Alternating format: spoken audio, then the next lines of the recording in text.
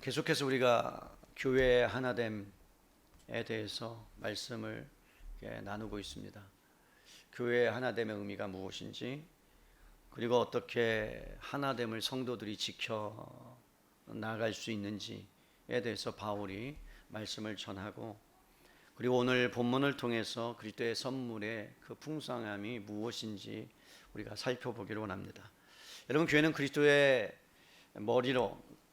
머리로 하는 하나의 몸이라고 말씀을 드렸습니다. 그리스도가 머리이기 때문에 우리는 지체이고요.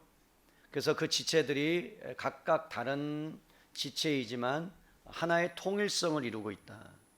그런데 여러분, 그 통일성이 무엇으로부터 비롯되었냐면 삼위일체 하나님으로부터 비롯됐다는 거예요.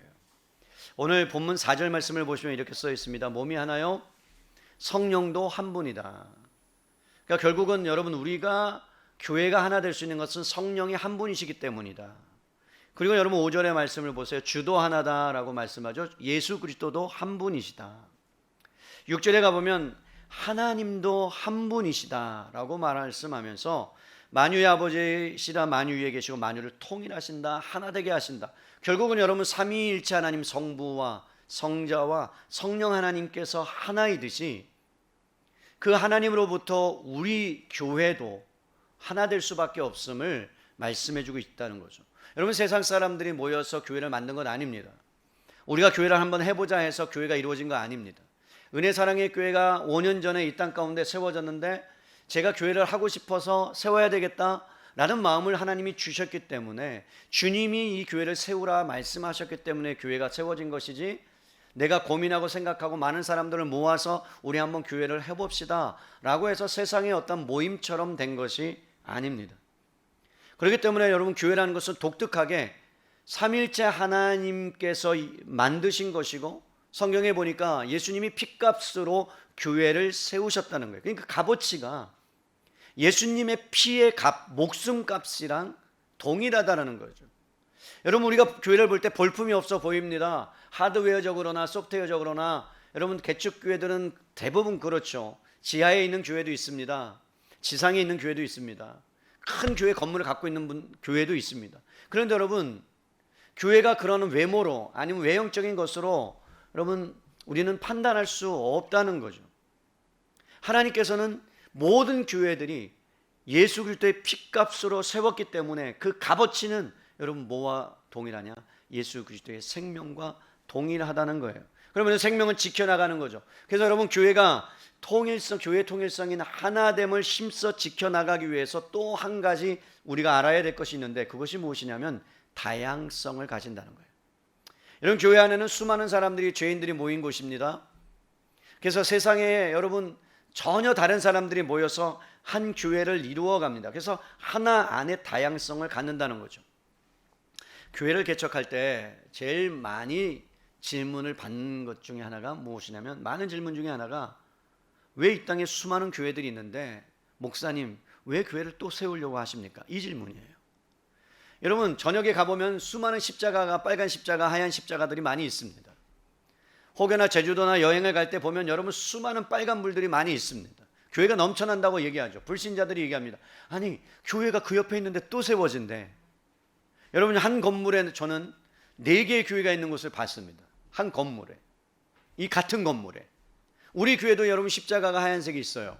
이 옆에 건물에도 있어요. 그 옆에 건물에도 있어요. 그 옆에도 있어요. 또 옆에도 있어요. 또 하나가 들어왔어요. 5개가 됐어요. 할렐루야. 기뻐하셔야 돼요. 다양한 교회들이, 많은 교회들이 세워짐에. 그리고 또 하나의 질문은 뭐냐면요, 교회를 세운다면 어떤 교회를 세우고 싶냐, 이런 질문을 해요. 목사님, 교회를 세우셨는데 어떤 교회가 되기를 원합니까? 그러면 대부분 100이면 100 하나님이 기뻐하시는 교회, 하나님이 원하시는 교회, 건강한 교회를 세우기 원합니다 라고 여러분 대답을 합니다. 저에게도 여러분, 교회를 개척하고 나서 어떤 분들이 찾아오셔서 교회를 개척하겠다고 하면 저도 똑같은 질문을 해요.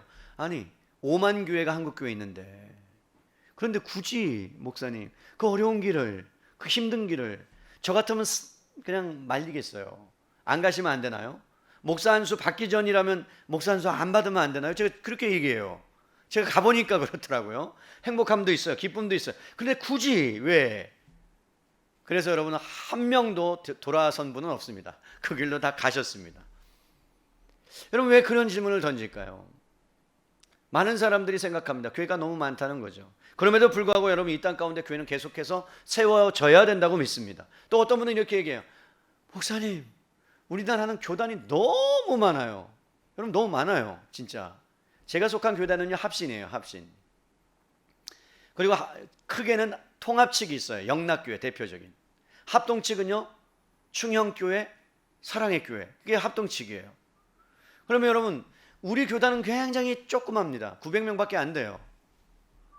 교회가 900교회밖에 안 된다는 거죠. 근데 다른 교단들은요 거의 12,000교회, 8,000교회, 9,000교회 이렇게 됩니다. 근데 교단이 통합 측에서 나눠져서 합동으로 갈리고 합동 측에서 나눠져서 또 합신이 빠져나오고 그러면서 계속해서 여러분 뭐가 이루어졌어요? 교단이 우리나라에만 한 300개 정도 될 거예요. 200~300개 정도. 너무 많은 교단이 있어요. 그러니까 사람들이 얘기합니다. 아니 목사님 교회가 하나 되기 위해서 힘써 지키라 그러는데 왜 교단은 이렇게 나누어지는 겁니까? 왜 그렇습니까? 미국에 가보면 교단이 그렇게 많지는 않습니다. 그럼 이 부분은 어떻게 우리가 봐야 되는가? 여러분 하나됨을 위해서 우리가 굉장히 힘을 써요. 고신 측과 저희 합신 측은 굉장히 비슷한 교단입니다. 그러면 그 고신 측은 3,500명 정도의 교회가 있어요. 500교회가. 우리는 900교회예요. 총회장님들이 만나서 의논을 합니다. 하나 되자고. 총장님들이 만나서 하나 되자고 의논을 합니다. 그런데 딱 따져보니까 여러분 안 돼요. 왜 안 돼요? 거기는 일단 교회가 많아. 우리는 교단은 교회가 작아. 갖고 있는 것이 또 많아. 갖고 있는 게 우리가 적어요. 그럼 여러분 합쳐질 수 있겠어요? 인간적으로 보면요. 불가능해요. 벌써 여러분 그 일을 시작한 지 그래도 많은 진척이 있었지만 아직까지도 이루어지지 않습니다. 그러면서 질문이 그거예요. 아니 왜 이루어지지 않을까? 왜 하나 되지 않을까? 근데 저는 믿습니다. 하나 될 거예요. 언제? 주님이 오시는 그날. 완전한 나라가 임하는 그날. 그때가 될 거예요. 아니 그 전에 이루어지면 너무 감사할 거고요. 왜 교회의 다양성이 중요할까요? 왜 교단의 다양성이 중요할까요? 여러분 교회는 왜 붕어빵 기계처럼 대량 생산되지 못할까요? 제가 존경하는 오카노 목사님이 제자훈련 사역을 이 땅 가운데 여러분 선교단체에 있으시면서 고민했던 부분이 왜 교회가 그러한 놀라운 하나님의 역사들을 이뤄내지 못할까 고민하다가 제자훈련의 목회 철학을 가지고 한 30년 넘게 목회를 해오셨습니다.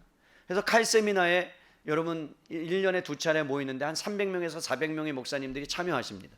지금까지 한 40회 정도 됐으니까 적어도 12,000명 정도가 그 교회 그 훈련을 받았습니다. 저도 거기에 참여했습니다. 그런데 여러분 똑같은 그 교회에 그 사상, 철학, 가치를 받아들였는데 왜 그 교회처럼 되지 않느냔 말이에요. 모델을 삼았다면 그 모델처럼 되는 교회가 나와야 되지 않습니까? 그렇지 않다는 거죠. 왜죠? 교회는 다양합니다. 하나님이 다양성을 좋아하십니다. 아멘이십니까? 저 같은 사람, 똑같은 사람이 있으면 하나님이 기뻐하실까요? 아니라고 저는 생각합니다. 교회 안에 수많은 다양한 사람들이 있어서 그것을 하나님이 기뻐하시기 때문에. 그래서 여러분 교회가 왜 다양하냐면 하나님이 기뻐하실 뿐만 아니라 교회는 유기체적이기 때문에 그래요. 생명력이 있기 때문에 그래요. 생명력이 있다는 것은 획일적일 수 없다라는 거예요. 그래서 이 땅에 존재하는 모든 교회들마다 다 다릅니다. 10이면 10, 100이면 100. 그래서 은혜 사랑의 교회 다르고 옆에 있는 교회 아름다운 숲교회 다르고 두드림 교회 다르고 더은혜 교회 다르고 제가 교회 선전하는 거예요. 여러분 기도해 주시라고. 그 다음에 더은혜 교회 옆에 더드림 교회 다르고 다 했어요 이제. 우리 상가 옆에 있는 교회들의 이름이에요. 다 달라요. 목회자의 성향 다르고요. 교회 사이즈 다르고요. 구성되는 성도들 다르고요. 왜 이런 다양성을 하나님께서 허락하시고 원하시는가? 가족을 생각하면 될 것 같아요. 여러분 우리가 이렇게 얘기하죠. 우리 가족, 우리 민족, 우리 대한민국. 그럼 보세요. 대한민국을 구성하는 사람들은 다 달라요. 그런데 여러분 축구 경기가 열리면 뭐가 되죠? 하나가 되죠. 대한민국 응원 안 하는 사람 없죠. 거의.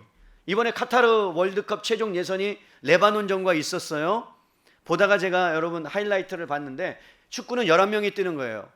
그리고 후보 선수 9명 정도가 있어요. 20명 정도가 있어요. 그런데 여러분 각자 맡은 역할이 달라요. 골키퍼가 있고요. 공격수가 있고요. 볼이 오면 그것을 막아내는 수비수가 있어요.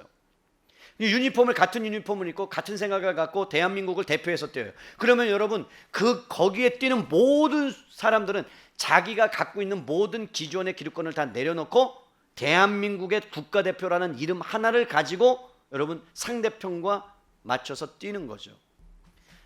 각자 여러분 갖고 있는 실력이 탁월하다 할지라도 특출난다 할지라도 여러분 축구를 다 잘하는 게 아니에요. 골키퍼만 10명 있어 보세요. 되나? 공격수만 11명 있어 보세요. 되나? 수비수와 공격수가 다 나눠져 있어야 돼요.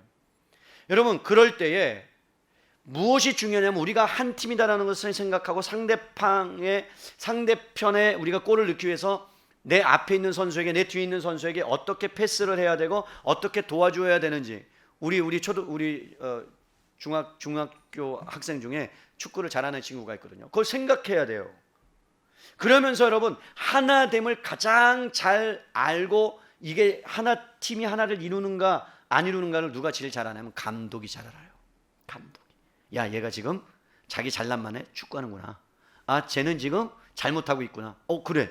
자기의 실력을 남에게 패스해줘서 골을 넣게 잘했다. 그런 것들은 감독이 잘합니다.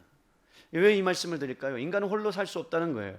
여러분 어떤 관계를 갖고 살 수밖에 없는 존재인데 우리가 세상과 다른 것은 뭔 줄 아십니까? 보통 사람들은 이해관계를 따져서 살아가요.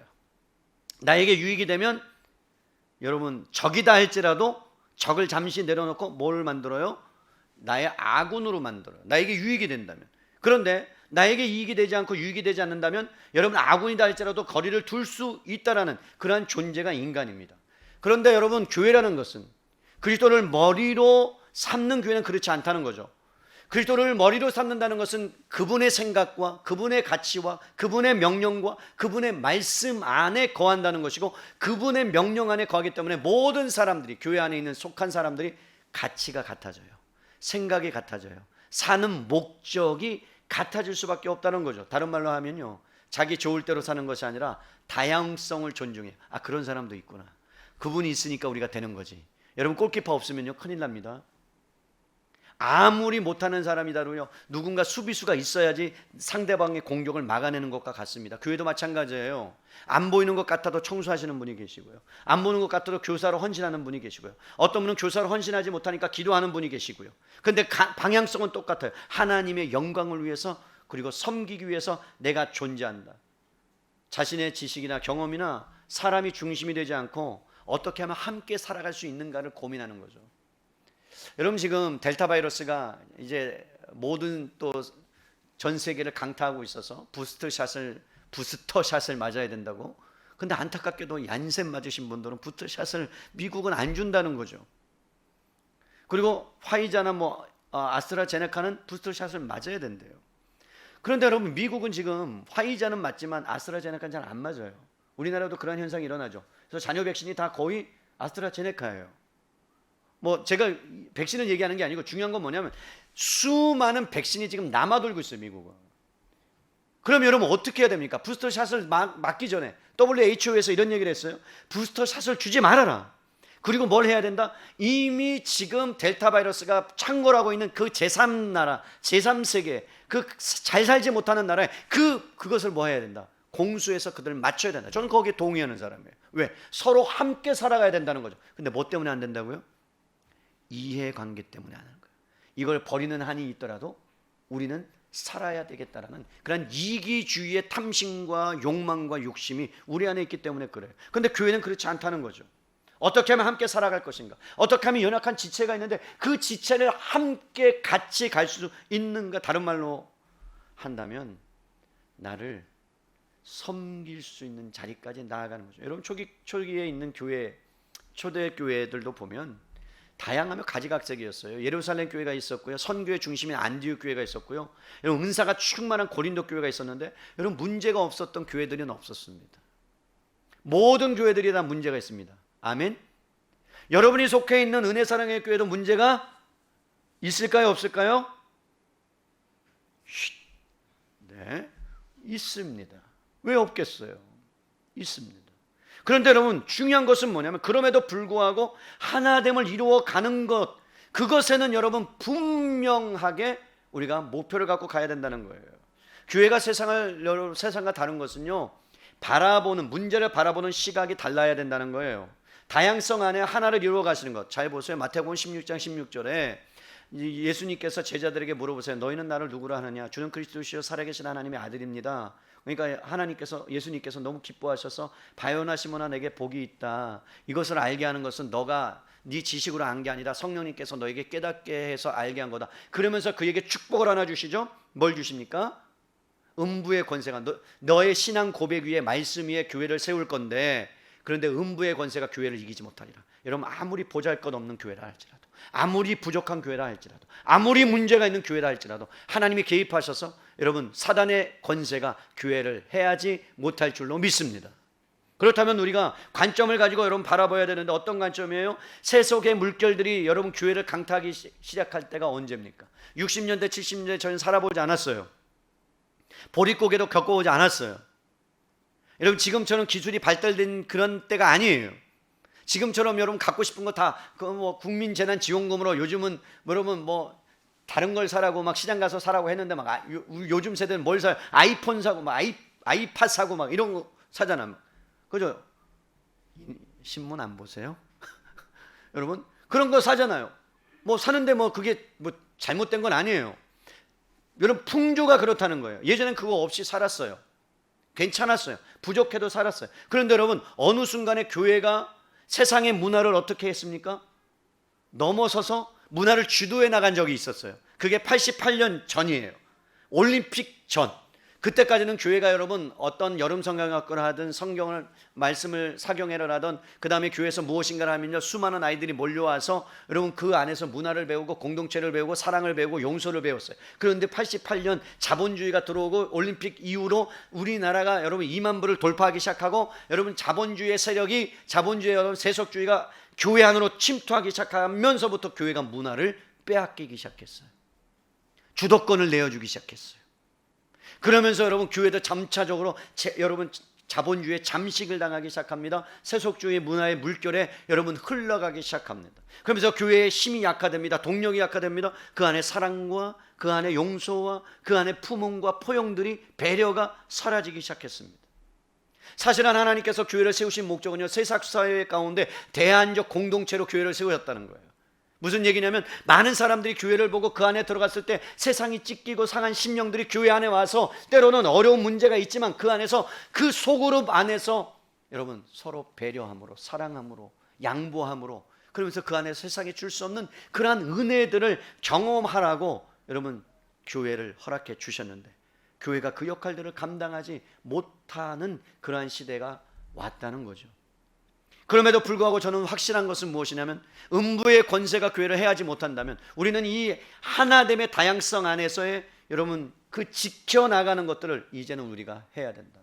코로나19로 인해서 여러분 세상 가운데 있는 교회가 하나님의 존재를 드러낼 수 있는 정말 중요한 통로가 저는 될 수 있다고 생각을 합니다. 그렇기 때문에 사랑하는 성도 여러분, 우리는 문제를 바라보는 시각을 하나님의 관점과 하나님이 주신 세계관을 가지고 안경을 가지고 바라봐야 돼요. 바울이 지금 교회 다양성에 대해서 설명을 하는 이유는 교회에 대한 오해 때문에 그렇습니다. 교회가 통일성을 가진다고 하니까 획일적일 것 같다는 거예요. 그러나 아니에요. 교회는 획일적이지 않습니다. 다 다양한 사람들이 모였어요. 그런데 여러분 너무나 다양한 사람들이 모여서 그것이 어떻게 하나됨을 이루어가는지 오늘 바울이 본문을 통해서 말씀하고 있습니다. 자, 7절 말씀 볼까요? 우리 각 사람의 그 그리스도의 선물의 분량대로 뭘 줬다 그래요? 은혜를 주셨나니. 교회가 다양할 수밖에 없는 이유가요 하나님이 주신 선물, 즉 은사들 때문이다. 여러분 은혜와 은사는 다릅니다. 오늘 정리하세요. 은혜와 은사는 달라요. 은혜는 카리스예요. 카리스라는 것은요 모든 믿는 사람에게 주시는 구원의 은혜를 은혜라고 이야기합니다. 그런데 은사는 무엇이냐면 카리스마타라는 단어인데 하나님을 섬기고 이웃을 돌보도록 하기 위해서 하나님이 주시는 선물, 같은 선물인데 하나는 구원을 받기 위한 선물이 은혜.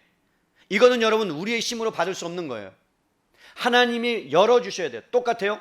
그 다음에 하나님께서 주신 선물이 있는데 그것은 뭐예요? 이웃을 돌보라고 섬기라고 하나님께 영광 돌리라고 주신 선물이 있는데 그것이 은사예요. 은사. 섬기는 은혜라고 말씀드릴 수 있습니다. 그래서 여러분 교회가 하나 되는 것은요 하나님의 은혜로 말미암고요 다양성을 가져서 하나님의 영광을 드러낼 수 있는 것은 무엇이냐면 하나님의 은사들을 우리 가운데 주셨기 때문에 그 은사를 통해서 세상 가운데 나아가서 돌보고 섬기라고 은사를 주신 거예요. 그 은사가 뭔지 여러분께 말씀드려야죠. 여러분 은사가 뭡니까? 여러분 7절 볼까요? 다시요. 우리 각 사람에게 뭘 줬다고요? 그리스도의 선물. 여러분 선물이에요. 하나님께서 주시는 선물. 로마서 12장 6절에 보면 이렇게 말씀합니다. 하나님께서 우리에게 주신 은혜를 따라 우리는 저마다 다른 신령한 선물을 가지고 있습니다. 그럼 질문할게요. 여러분 재능과 선물이 뭐가 달라요? 은사가. 재능하고 은사하고 달라요? 같아요? 여러분 재능은 탤런트라고 그래요. 탤런트. 달란트. 그러면 은사는요? 기프트예요. 선물이에요. 달라요. 단어도 달라요. 그럼 재능과 은사가 뭐가 다를까요? 여러분 우리가 기억해야 돼요. 중요한 말씀이에요. 둘 다 하나님께서 인간들의 선을 행할 수 있도록 성령님의 뜻에 따라 나누어 주신 하나님의 선물이 재능과 은사예요. 그러면 여러분 불신자들에게 있는 미술적인 재능, 음악적인 재능, 세계적인 피아니스트 중에 예수님을 안 믿는 불신자, 비그리스도인이 갖고 있는 재능은 누가 주신 거라고요? 하나님이 주신 거예요. 꼭 기억하세요. 하나님이 주신 거. 그거 아닌 것 같이 느껴지네. 눈빛은 그거 아닌 것 같은 느낌이에요. 하나님이 주신 거예요. 왜 그러냐면 볼게요.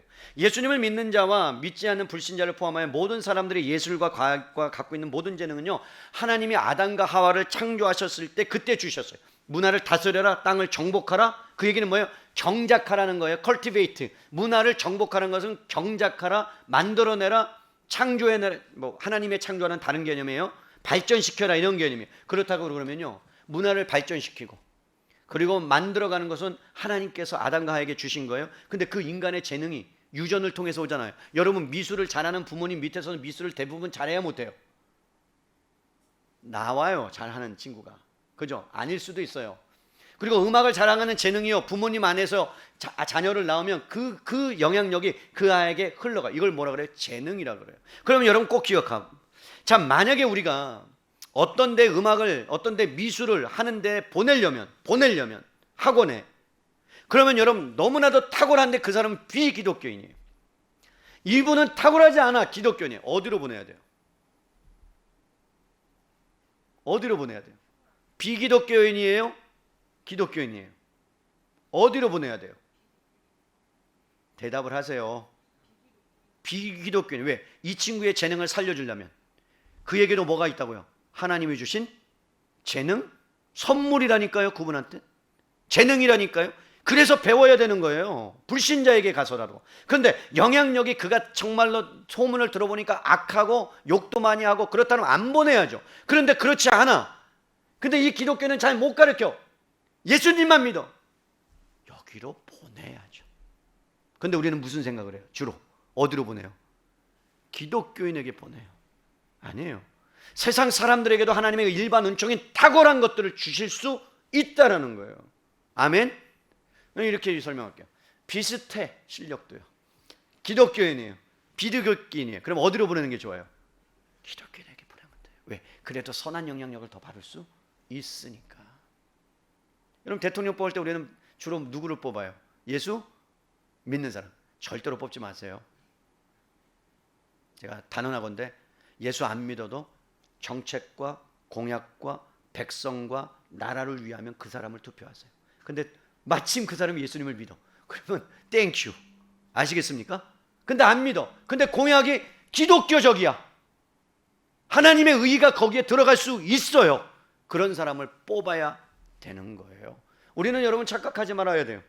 은사, 그건 하나님의 성령의 선물이에요. 근데 재능은 모든 사람들에게 주셨기 때문에 이 땅에 있는 모든 사람들 안에도 뭐가 있다고요? 재능이 있어요. 달란트가 있어요. 그러면 그 사람에게 우리가 배워야 될 수 있다면 배워야 하는 거예요. 어떤 이는 피아노에 특별한 재능이 있고, 어떤 이는 성악에 재능이 있고, 어떤 이는 글 쓰는 거에 작가로서의 재능이 있고, 어떤 사람은 특정한 기술에 재능이 있어요. 어떤 이는 본래 재능이 없었으나 여러분 교육을 통해서, 훈련을 통해서 노력으로 특별한 재능을 발휘하는 사람도 있어요. 이것을 자연적인 은사라고 하면서 하나님이 주신 선물이라고 성경은 말씀합니다. 그런데 반면에 여러분, 오늘 우리가 보는 선물은 자연적인 재능이 아니에요. 뭐라고요? 성령께서 주시는 선물이라고 말합니다. 여러분 8절, 자 7절 다시 볼게요. 7절, 우리 각 사람에게 그리스도의 선물의 분량대로 은혜를 주셨다. 누구에게 주셨대요? 누구에게 주셨대요? 각 사람에게. 그럼 여러분, 예수님 믿는 사람에게 은사가 있어요, 없어요? 다 있어요. 근데 교회 생활 하다 보면 여러분, 문제가 뭐예요? 자기가 어떤 은사를 받았는지 모르는 분이 있어요. 그래서 목사님, 나는 은사가 없는 것 같아요. 근데 저 권사님 왜 이렇게 많으신지 모르겠어요. 아니 진짜 이렇게 손에 꼽아보면 그분은 5개나 있는데 저는 아무것도 없는 것 같아요. 말주변도 없죠. 그렇다고 뭐 가르치는 은사도 없죠. 그렇다고 믿음의 은사도 없는 것 같아요. 나는 하나님을 사랑하지 않나 봐요. 여러분, 만만의 콩떡이 아니에요. 각 사람에게 주셨다는 것은 예외 없이 여러분들에게 은사를 한 가지 이상 주신 줄로 믿습니다. 그런데 문제는 뭐예요? 여러분 7절 다시요. 각 사람에게 어떻게 주셨대요? 분량대로 주셨대요.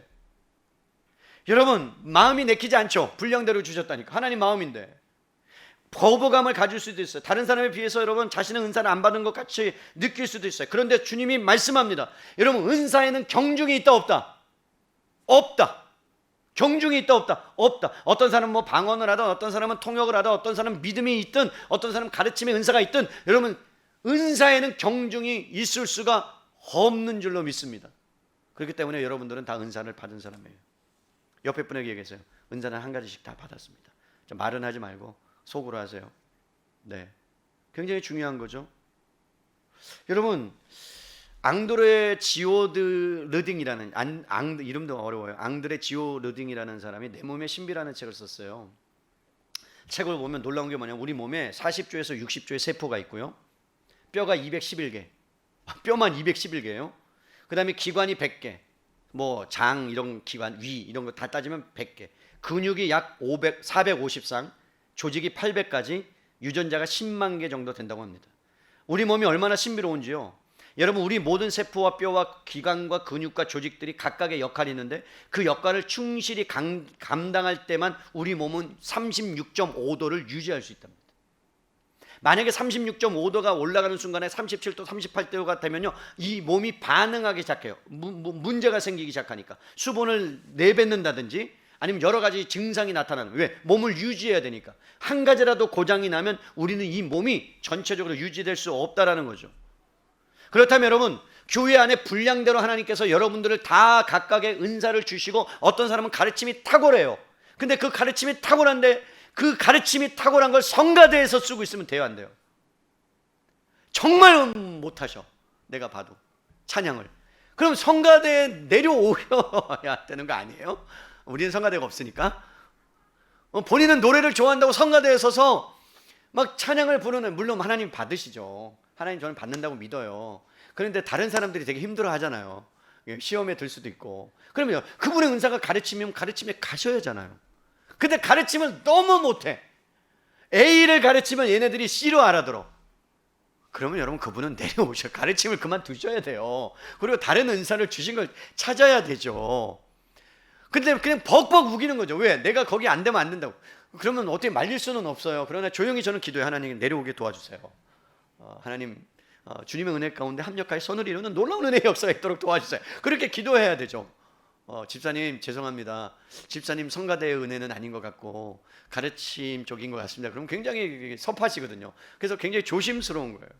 각자 다양한 독특한 존재로 하나님이 만드셔서 그게 분량대로예요. 여러분, 이 분량은 비교하라는 얘기가 아니에요. 여러분의 가장 맞춤형으로, 여러분에게 가장 필요한 은사를 하나님께서 허락해 주신 줄로 믿습니다. 그래서 적어도 목회자들은요, 가르침의 은사가 반드시 있어야 돼요. 그래서 저에게 상담 오시는 목회자들은 제가 목사 안수를 받기 전에 딱 한 가지 물어봐요. 가르침의 은사가 있고, 그리고 하나님의 부르심이 맞느냐, 하나님 앞에서 씨름해 받느냐, 그것이 있다면 가셔라. 그런데 그렇지 않다면, 가르침의 은사가 없는데 근데 막 내가 가르쳤는데 10명 모였다가 1명 남는다, 그러면 그건 아니다. 다른 걸로 찾아가셔라. 제가 그런 얘기를 하거든요. 그런데 한 명도 그 말씀을 순종하고 나간 분은 없었어요. 다 목회를 지금 하고 계세요. 중요한 것은 분량대로라는 얘기는 비교의 의미가 아니라 여러분에게 가장 필요한 하나님께서 소중한 존재인 것을 알고 여러분에게 맡기셨다는 거예요. 한 일화가 그것을 증명해줘요. 이런 1508년에 율리우스 2세의 명령으로 시스티나 성당의 천정에 그림을 그린 사람이 있어요. 여러분 아세요? 저하고 잘 아는 분인데, 미켈란젤로라고. 여러분 모르세요? 저는 잘 알아요. 그분은 나를 몰라요. 저는 잘 알아요. 근데 이 미켈란젤로가 4년 동안이라는 시간 동안 성당에 틀어박혀서 자신이 맡은 그림 천장을 바라보면서 여러분 매달리면서 그림을 그렸대요. 하루는 작업대에 앉아서 고개를 뒤로 젖히고 천장 한쪽의 구석에서 그림을 막 열심히 그리고 있는 걸 막 생각하면서, 그러니까 여러분 어떤 사람이 그를 보고 이렇게 물었대요. 친구가 잘 보이지도 않는, 사람들이 알아주지도 않는 그런 구석탱이에 앉아서 그런 그림을 그리고 있냐고. 그 시간에 다른 그림을 그려서 팔아서 너 밥값이나 좀 하라고. 그렇게 할 수 있잖아요. 그런데 미켈란젤로가 이렇게 대답했대요. 나는 왜 그려야 되는지 분명히 알고 있어. 내가 왜 이것을 그려야 되는지 알고 있어. 이 그림이 왜 중요한지 알고 있어. 나중에 그가 등이 너무 오랫동안 그림을 그리다 보니까 등이 굽혀졌대요. 만약에 여러분 미켈란젤로가 다른 사람에게 보여지는 부분만을 그렸다면 오늘날 천지창조의 그림은 완성되지 않았을 거예요. 모든 지체가 동등하게 여러분 소중한 이유는 무엇이냐면, 사람들은 비교하며 살아가지만 우리는 동등한 주님의 관점으로 사람을 보고 있다는 거예요. 어떤 관점으로요? 모두 다 하나님의 완전하고 온전한 작품이 될 거라는 사실을 믿는 거예요. 때로는 연약하다 할지라도. 여러분 우리는 전부 다 쉬운 곳으로 가고 싶어하고 남에게 보여지는 자리에 앉고 싶어 할지도 모릅니다. 그런데 중요한 것은 뭐냐면, 하나님이 원하시는 자리, 하나님께서 우리에게 분량대로 주신 그 은사를 따라서 교회가 원활하게 여러분 나아가기 시작할 때 교회는 하나를 향해서 달려가기 시작한다는 거예요. 그럼 여러분들이 은사가 무엇인지 하나님 앞에 구해야 되고 찾아야 되는 것은 우리들의 일이고 제가 여러분들에게 해야 될 일이죠. 어떻게든지 하나님께서 우리에게 시키신 일이라면 여러분 그것이 나의 생각과 맞지 않는다 할지라도 그것이 나에게 주신 분량대로 주신 것임을 믿는 거예요. 어떤 사람은 성격이 급해요. 저처럼. 우리 권사님도 기도하는 것이 빨라져가지고 저를 닮아가나 두렵고 떨리던데, 어떤 분은 굉장히 더뎌요. 제가 10번 얘기하면 반응이 한 번 올까 말까 하는 분도 계셔요. 엄청 답답해요. 엄청 답답해. 이것 좀 해주시죠. 그럼요. 생각해 볼게요. 오케이 생각해 보세요. 그럼 한 일주일 지나서 어떻게 되셨나요? 아직 생각 덜 했어요. 그럼 내 성격은 막 그냥 당장 빨리 해야 되는데, 근데 그분 때문에 제 인격이 다듬어지는 것 같아서 너무 감사한 거죠. 다양한 사람이 있다는 걸 존중해 주는 거예요. 존중해 주는 거예요. 여러분 오케스트라를 이끄는 리더자가 있잖아요. 지휘자가 있잖아요.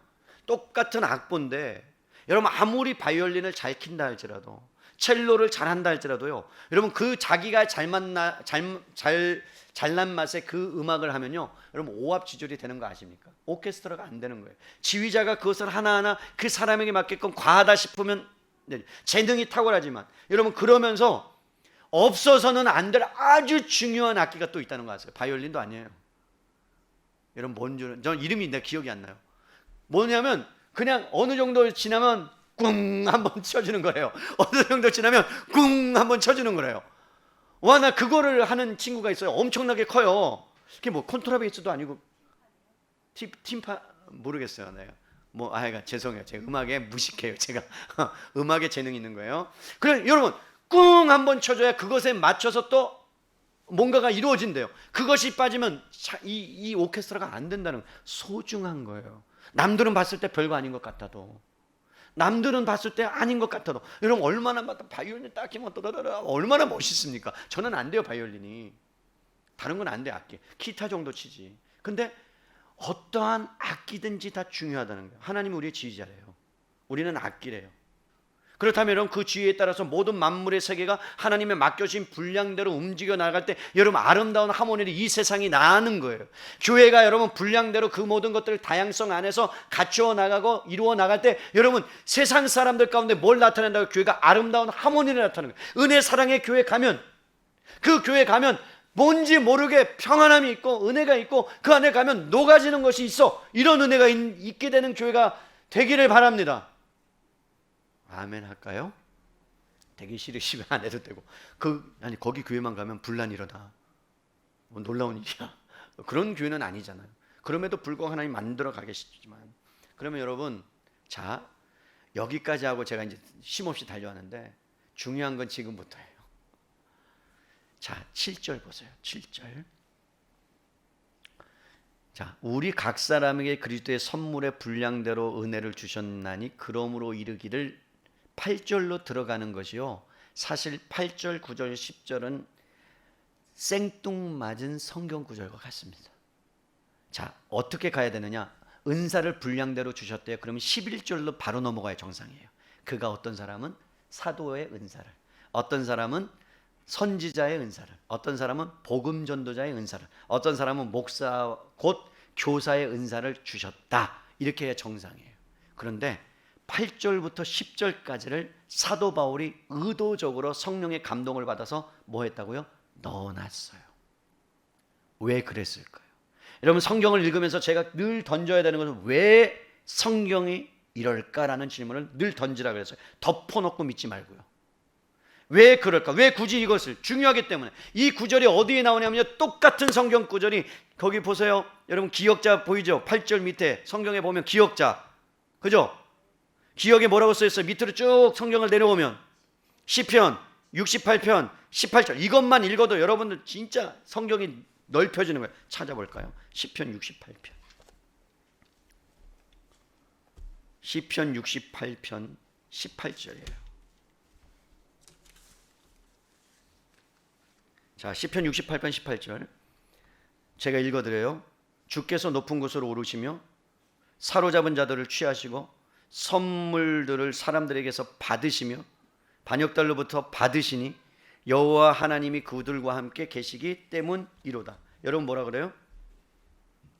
여기서 보니까 사로잡은 자들에게 선물들을 뭐 했다고요? 받았대요. 맞죠? 반역자들로부터 선물을 받았대요. 근데 이것은 성부 하나님에 관련된 말씀이에요. 자, 그리고 나서 딱 표시해 놓고 오늘 본문으로 8절을 가보세요. 자, 8절. 그가 위로 올라갔을 때 사로잡혔던 자들을 사로잡으시고, 여기까지 똑같아요. 사람들에게 선물을 주셨대요. 자, 여러분, 선물을 받은 게 맞아요? 주신 게 맞아요? 주신 게 맞아요. 시편이 받았다라고 얘기하는데 바울은 왜 주셨다라고 얘기하는 거예요? 왜 얘기할까요? 그럼 성경이 여러분 잘못된 걸까요? 왜 한쪽에서는 받았다라고 얘기하고 한쪽에서는 주셨다라는 이야기를 할까요? 이것이 여러분, 바울이 무슨 의도를 가지고 은사를 이야기하면서 다양성을 이야기하면서 이 말을 할까요? 여러분, 시편 68편은 뭐냐면 다윗의 시예요. 다윗이 적군과 싸워요. 근데 승리해요. 근데 이길 수 없는 전쟁에서 하나님께서 나의 힘과 나의 군대의 힘이 아닌 하나님께서 간섭하셔서 그 전쟁을 이겼다라고 하면서 여러분, 전쟁에 승리한 개선장군처럼 지금 들어가는 장면이에요. 그래서 여러분, 전쟁에서 이기면 그때 당시에는 뭘 하느냐, 그 포획물, 전쟁에서 있는 것을 모두 다 뭐 했어요? 취했어요. 그래서 여러분 다 조공을 바쳤어요. 그래서 받아야 돼, 마땅한 거예요. 받는 거예요. 그런데 여기서 다윗은 누구를 얘기하는 거예요? 장차 오실 예수 그리스도를 예언하는 거예요. 그 무슨 얘기예요? 그럼 예수님께서 이 땅에 오셔서 우리를 붙잡고 있는 사단의 권세 앞에서 그들을 멸하시고 우리를 빼앗아서 승리케 하시기 위해서 뭐 한다고요? 이 땅에 오셨다는 것을 염두에 둔 말씀이에요. 그리고 가서 여러분 다시요, 8절. 자, 에베소서 7절로 갈게요. 우리 각 사람에게 그리스도의 선물에 분량대로 은혜를 주셨나니. 여러분, 은혜를 주셨다 그러면 하나님이 얼마나 풍성하시냐, 하나님의 은혜가 사랑이 얼마나 많으시냐라고 이야기하면 되는데 뭘 끌고 왔다고요? 승리의 관점을 끌고 왔다고요. 이게 중요해요. 자, 8절부터 봅니다. 그러므로 그가 위로 올라가실 때 사로잡혔던 자들을 사로잡으시고 사람들에게 선물을 주셨다 하였도다. 올라가셨다 함은, 여러분, 올라가셨다 하였은즉 땅 아래 낮은 곳으로 내리셨던 것이 아니면 무엇이냐. 그럼 여기서 지금 바울이 올라갔다는 게 중요하다는 뉘앙스예요? 내려갔다는 게 중요하다는 뉘앙스예요? 올라갔다는 게 중요하다는 거예요? 내려갔다는 게 중요해요? 전자예요, 후자예요? 후자예요. 여러분, 올라감이 있으면 뭐가 있어야 돼요? 내려감이 있어야 돼요. 그럼 바울이 지금 강조하는 것은 뭐예요? 내려오신 이유를 말씀하는 거예요. 내려오신 이유. 내려오신 이유는 뭐냐면 예수님이 이 땅에 육신을 입고 와서 십자가에 죽으신 이유가 뭐냐? 오늘 에베소서 8절의 말씀처럼 뭐라고? 선물을 주시려고 오셨다. 그죠? 그래서 여러분, 종되었던 우리가 사망 아래 놓여 있었던 우리에게 구원을 베푸시고 선물을 우리가 받은 건데, 내려오심이 있어야지만 뭐 한다고요? 올라가요. 그러니까 지금 잘 보시면 뭐냐면, 예수님께서 이 땅에 내려오신 이유는, 육신을 입고 오신 이유는 단지 여러분을 죄와 사망의 법에서 구원하는 정도가 아니라 뭐라고요? 선물을 주시기 위해서라는 거예요. 그 선물이 뭐라고요? 하나님의 은사. 그래서 선물을 주시기 위해서 내려오셨는데 다 이루시고 나서 어떻게 해요? 올라가셨다. 그런데 올라가신 이후에 어떤 일이 일어나느냐? 10절 보세요. 내리셨던 그가 모든 하늘 위에 오르신 자니 이는 뭐 하기 위해서? 만물을 충만하게 하기 위해서, 여러분 통일되게 하기 위해서. 결국은 뭐예요? 승천하시고 나야 어떻게 이 만물이 통일되는 역사가 일어나는 거예요. 그래서 예수님의 십자가의 죽으심과 부활하심이 너무너무 중요한 거예요. 승천하심이. 자, 정리할게요. 예수님이 여러분 내려오셨어요. 뭐 하기 위해서?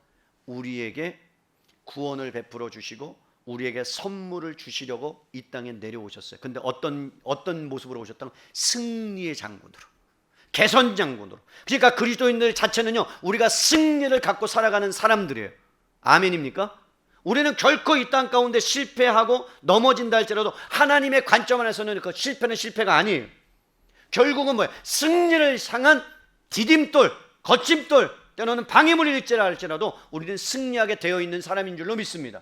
그거 바라보고 가는 거예요. 근데 그것이 뭘로 이루어졌다고? 예수님의 십자가의 죽으심, 내려오심. 그러면 그것이 우리에게 완전하게 부어지는 것은 언제 가능하나? 예수님이 하늘로 올라가신 것. 이것을 너무 신기하게 사도행전 2장 23절에 정확하고 명확하게 쓰여 놓으셨어요. 사도행전 2장 23절로 가보세요. 저만 흥분해요. 이것을 이해하시면 구약과 신약이 하나 되는 거죠. 여러분 2장 33절 찾으셨나요? 사도행전 함께 읽을까요? 2장 33절이요. 시작. 하나님이 오른손으로 예수를 높이심에 그가 약속하신 성령을 아버지께 받아서 너희가 보고 듣는 이것을 부어 주셨느니라. 여러분 잘 보세요. 두 단어가 나오죠. 아버지께 받아서 우리에게 주셨느니라. 시편에 받아서, 맞죠? 우리에게 뭐 했다고요? 주셨느니라. 그리스도께서 시편에 다윗을 통해서 그리스도를 모형으로, 그림자로 다윗 보여주신 건데 결국은 받았어요. 뭘 받았어요? 아버지께로부터 성령을 예수님이 받으셨어요. 그리고 여러분 받아서 어떻게 해요? 승천하신 후에 내려오셔야 받아요. 그래서 제자들에게 뭐예요? 내가 너희를 떠나야 너희에게 복이 있다. 내가 육체 가운데 있어서 십자가에서 부활하신 다음에 예수님 가지 마세요라고 바지를 딱 붙잡으니까 예수님이 하시는 말씀이 내가 떠나야지만 너에게 그 선물을 줄 수 있다. 그게 뭐예요? 성령이라고 그랬어요. 성령. 그러니까 예수님이 승천하실 때 그때 어떻게 해요? 여러분 성령이 우리에게 보내주시는데, 내가 너희가 하나 되기 위해서 이 땅에 왔다. 하나 되게 하기 위해서 이 땅에 왔다. 이 하나 되면 내가 하늘로 올라가야지만 가능하다. 뭐 때문에? 성령님을 보내주셔야만 너희가 하나 된다. 그래서 에베소서 4장에 여러분 2장에 뭐라 그래요? 성령이 하나 되게 하신 것. 그죠? 그래서 예수님이 이 땅에 오셔야 선물, 성령의 선물을 받고 아버지께로 와야 받아요. 예수님이 십자가에 죽어야 받아요. 받은 다음에 어떻게 했다고요? 여러분에게 그 놀라운 선물을 주시기 위해서 어떻게 하늘로 승천하셔서 성령을 여러분들에게 보내주신 줄로 믿습니다. 너무나 너무 감사하지 않나요? 이렇게까지 여러분 작전을 펼치고 이렇게까지 계획을 펼치고 이렇게까지 우리를 너무나 사랑하는, 그러니까 예수님이 십자가에 죽으신 거는요 여러분 단지 그냥 전부가 아니에요. 끝이 아니에요. 무한히 여러분들에게 줄 것이 있다는 거예요. 어떻게? 만물이 통일될 때까지 충만한 은혜를 베풀어 주겠다. 죄와 사망의 권세에서 너희가 승리한 예수님의 승리를 가지고 이 땅에 살아갈 때 뭘 주겠다? 승리할 수 있는 능력을 베풀어 주겠다. 그게 뭐야? 성령의 은사를 여러분들에게 주어서 교회를 섬기고 세상을 섬길 때 그것이 뭐다? 승리다. 승리는 뭔 줄 아세요? 남을 짓밟는 게 승리가 아니에요. 승리는 내가 약함에도 불구하고, 내가 강함에도 불구하고, 내가 가진 것이 많음에도 불구하고 낮은 자리에 가서, 슬픈 자리에 가서, 연약한 자리에 가서 그 사람들에게 주님이 주신 그 승리를 어떻게 주는 거예요. 그것이 여러분 성경이 말하는 승리입니다. 그래서 지금 바울이 강조하고 싶은 건 뭐냐? 은사를 주신 목적과 이유가 뭐냐? 너희를 예수님이 얼마나 사랑하셨는지, 하나님이 얼마나 사랑하셨는지 봐라. 죽으실 뿐만 아니라 승천하셔서 성령을 너희에게 선물로 주시기 위해서 예수님이 땅에 내려오신 이유다. 예수님이 죽어야 되는 이유다. 너희가 충만해질 수밖에 없다면 내가 죽어야 된다. 그러니까 우리는 구원한 것뿐만 아니라 이 땅을 살아가는 데 있어서 충만한 은혜를 누리도록 예수님의 십자가의 죽으심과 승천하심이 약속으로 뭘로? 성령을 통해서 보여주고 있다는 거죠. 그래서 여러분 마태복음 28장 18절로 20절에 뭐라고 말씀합니까? 볼지어다, 맨 마지막 구절에 볼지어다 내가 세상 끝날까지 너희와 영원토록 함께 하겠다. 예수님이 영원토록 함께 하겠다. 어떻게 해요? 그리스도의 영이신 성령으로. 사랑하는 성도 여러분, 그렇기 때문에 삼위일체 하나님께서 얼마나 우리의 하나됨을 위해서 일하고 계시는지 느껴지세요? 여러분, 하나 되게 하시고 한 분 성령, 한 분 주님, 한 아버지, 하나님 아버지를 믿게 하셨을 뿐만 아니라 한 교회로 모으시고 한 믿음을 갖고 한 세례를 받게 하시고, 이것이 전부 끝나는 것이 아니라 뭐라고? 여러분들에게 충만함이 넘치는 은혜를 주시기 위해서 지금도 여전히 역사하고 계시는 줄로 믿습니다. 어떻게 이루어갈 수 있을까요? 여러분, 성령이 역사한 거 아는데 어떻게? 그것을 빌립보서 2장 6절에서 7절로 우리에게 가르쳐주고 있어요. 이것을 여러분들이 가지면, 자 볼까요? 마지막 성경 구절이에요. 빌립보서 2장, 에베소서, 빌립보서 2장 5절부터 볼게요.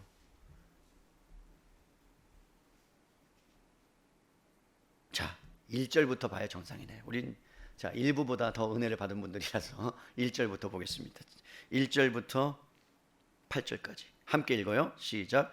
그러므로 그리스도 안에 무슨 권면이나 사랑의 무슨 위로나 성령의 무슨 교제나 긍휼이나 자비가 있거든 마음을 같이하여 같은 사랑을 가지고 뜻을 합하며 한 마음을 품어 아무 일에든지 다툼이나 허용으로 하지 말고 오직 겸손한 마음으로 각각 자기보다 남을 낮게 여기고 각각 자기 일을 돌볼 뿐더러 또한 각각 다른 사람들이 일을 돌보아 나의 기쁨을 충만하게 하라.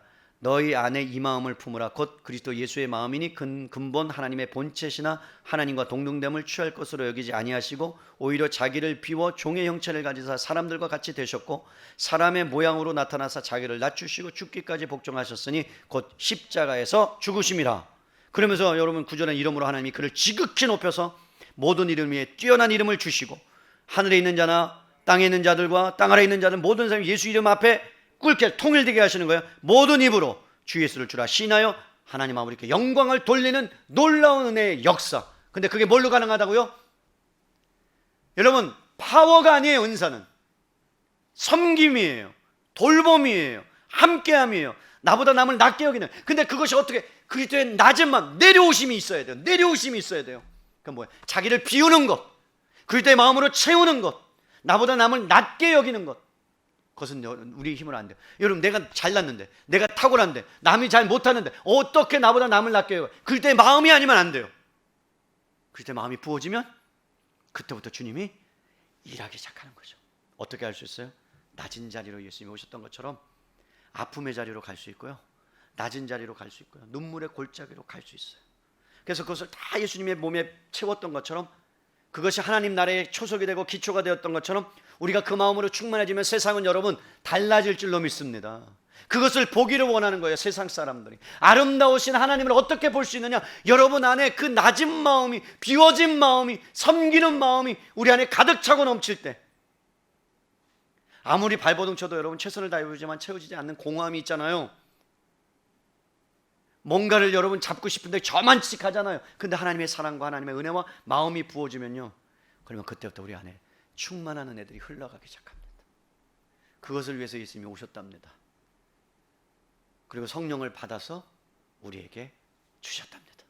그래서 성령의 은사는 뭔가 자랑하고 저분이 막 은사가 나타나니까 와 대단해, 그게 아니에요. 섬기기 위해서, 연약한 자를 섬기기 위해서.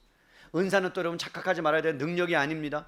결국은 봉사를 하기 위해서 주신 건데, 은사는 여러분 전이 될 수 있는 게 아닙니다. 주님이 주신 겁니다.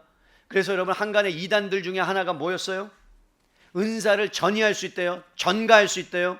그래서 와 보라, 목사님들 와 보라, 내가 은사를, 나는 이런 은사가 있고 이런 은사가 있으니까 나에게 기도 받으면, 내가 이야기하면 그 은사를 받을 수 있다. 그래서 목사님들이 모여서 막 세미나에 가서 은사 받으려고 막 줄 서고 성도님이 줄 서서 막 임파테이션 한다고. 그거 다 이단이에요.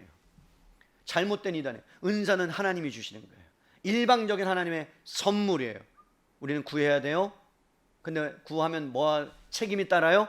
그 책임이 뭐예요? 성도를 섬기라고 주신 거예요. 그래서 여러분, 은사를 많이 받은 분일수록 더 많이 섬겨야 되고, 그럼 또 우리는 또 지혜로워서 하나님 조금만 주세요. 적당껏 주세요. 그 정도만 주세요. 주님, 너무 많은데요. 여기까지요. 저분한테 돌려드릴게요. 이런 또 우리 연약함이 있죠. 주시는 대로 받으세요. 분량대로 받으세요. 그럼 이 세상이 충만한 통일함의 역사를 교회를 통해서 이루어 가시게 될 줄로 믿습니다. 언제 행복하시나요? 언제 살만 난다고 생각하세요? 저는 예전에 없었을 때가 저는 더 살만 나는 세상 같아요. 애들 흙 먹고 자랐을 때가, 아이스크림 떨어져서 털털털털 털어가. 지금도 저는 떨어지면 씻어서 먹어요. 털털털털 떨어서 먹을 때가, 그때가 훨씬 더 제 마음 가운데는 좋았던 것 같고, 더 행복은요 어디서 느껴지느냐, 보이지는 않지만 온 세상을 가득 채우고 계시는 하나님의 거룩한 숨결을 사람을 통해서 느낄 때, 이게 사람의 사는 맛이구나 라는 것을 느낄 때, 그럼 그 숨결을 우리가 어떻게 경험할 수 있냐고요? 부활하시고 승천하신 주님은 시공간을 뛰어넘고요, 그 시공간을 뛰어넘는 분이 육신을 입고 오셔서 이제 우리에게 그리스도의 영인 성령을 보내주셨다면, 그러면 여러분이 언제 어디서나 그 자리에 누가 임재하고 계세요? 성령님을 만날 수 있어요. 부부싸움 하는 가운데서 만날 수 있어요, 없어요? 있어요. 성령님은 그 자리에도 계세요. 그때 생각하시면 돼요. 그때 충만함이, 통일됨이, 하나됨이 그 안에 이루어지면 부부싸움 하다가도 하나가 되는 역사가 있을 줄로 믿습니다. 여러분, 상담과 심리는 어느 정도 도움을 줄 수 있습니다. 그런데요, 성령의 역사가 아니면, 성령의 일하심이 아니면 그건 하나 될 수가 없습니다. 그것이 역사를 통해서 증명됐고, 우리의 경험을 통해서도 증명이 됐고, 성경이 확증하고 있는 바입니다. 그러니까 여전히 주님은 지금도 이 땅에 오셔서 여러분 가운데 역사하고 계셔요. 믿으십니까? 일하고 계셔요. 그냥 주님께 손 내미세요. 그러면 주님이 여러분들 가운데 여러분의 삶을 통해서 이 땅을 변화시켜 나가게 될 줄로 믿습니다. 아멘.